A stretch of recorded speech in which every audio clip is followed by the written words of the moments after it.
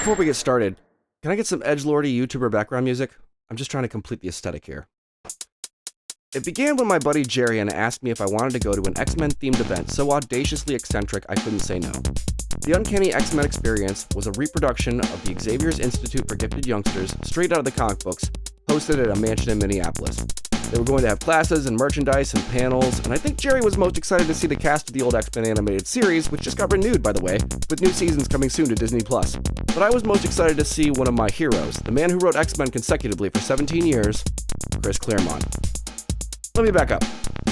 When Jack Kirby and Stan Lee first created the X-Men in 1963, Magneto was no more than a shallow caricature of a fascist authoritarian dictator. But, as time went by, the racial subject matter of the comic began to reflect the topical civil rights movement, with Xavier and Magneto's philosophical differences compared to Martin Luther King and Malcolm X respectively. The creators were outspoken supporters of the movement and, although their publication may have introduced some of their younger readers to it, the metaphor itself is still, in my opinion, at best clumsy and whitewashed. Now, mutants realize they are different in their adolescence when they first discover their powers, are frequently rejected as abnormal, cast out by their families, and forced to form strong bonds with each other to survive on the streets of a world that often hates them. If that sounds like the plight of many LGBT youth in the 1970s and 80s and a much more appropriate metaphor to you, I fervently concur. I'll bet a lot of disenfranchised and struggling teens read this comic back in the day and saw themselves in those panels, and I've always wanted to ask the guy responsible for that whole era if he did it on purpose. So, on Friday night before the commencement, Jerry and I met in Minneapolis and got Thai food. Then, in the morning, there was cosplay!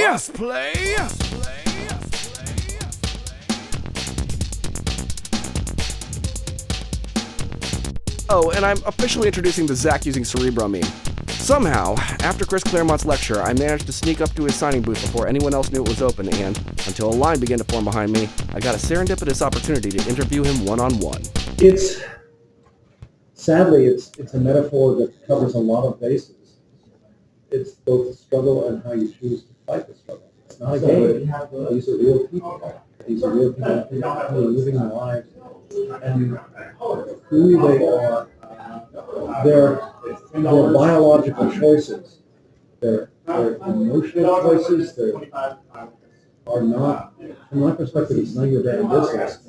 What is our business is how they choose to act between themselves and people in general. But the only reason I never mentioned what was going on between Mystique and Destiny couldn't have been more quietly blatant. Right. Is because the comics code didn't allow it. Right, exactly. There were rules, and we played by the rules, but that didn't mean we couldn't say A or B. And I guess the point for me is Mystique and Destiny, but they're not gay. They are gay. They love each other. They've been bound together from the beginning. They know this. He also brought up New Mutants 45, in which Kitty Pryde gives a speech about a mutant who killed themselves that has, well, aged poorly, and he seemed eager to rehabilitate it. But even in that example where he commits suicide because essentially people are going to out him as a mutant, and that's another very LGBT theme. But that's it. But that's why it's there, because he's terrified. Right, exactly. Because he's afraid his parents will hate him. Right. He's afraid he has no one to turn to.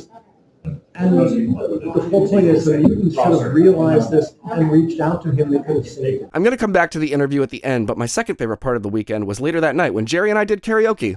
I know he looks stern here, but he eventually got into it.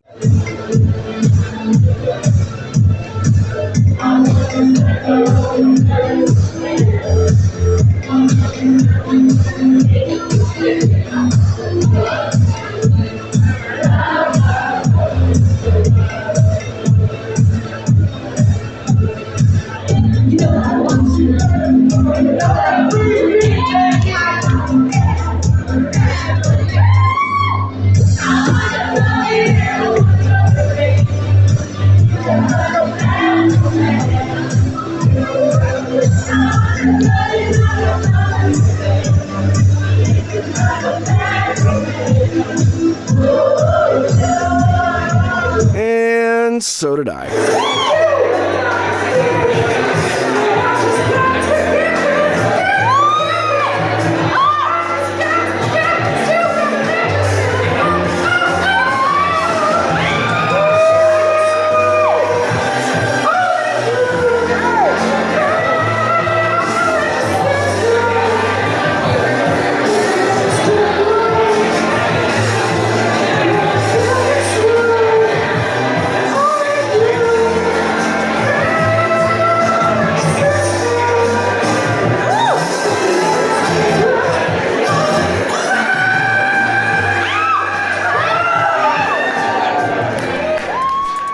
By the way, this guy in the patch Wolverine costume did a rendition of Just a Gigolo that was so perfect I wished it was canon.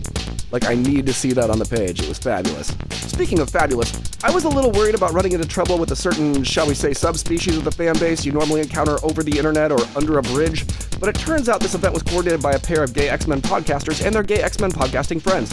Hang on, I'm not sure this graphic is really getting the point across. Can we... There it is. Yeah, who knew there was such a fabulous community?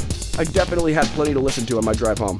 Case in point, on the second day I attended by far the best Mock Institute class of the weekend, the People of Color Perspective panel on representation in comic book media. Helmed by a very intersectional group of guest speakers, I was pleased to find when I showed up just a few minutes late that attendance was already overflowing into the hallway. Guys, I tell you, this was a great group of X-folks to hang out with. Now back to my interview with Chris Claremont. So you're saying, if I'm gathering this right, but there wasn't like an intentional attempt to shift or to address LGBT themes from... Oh no, I was there. Right. But it's not...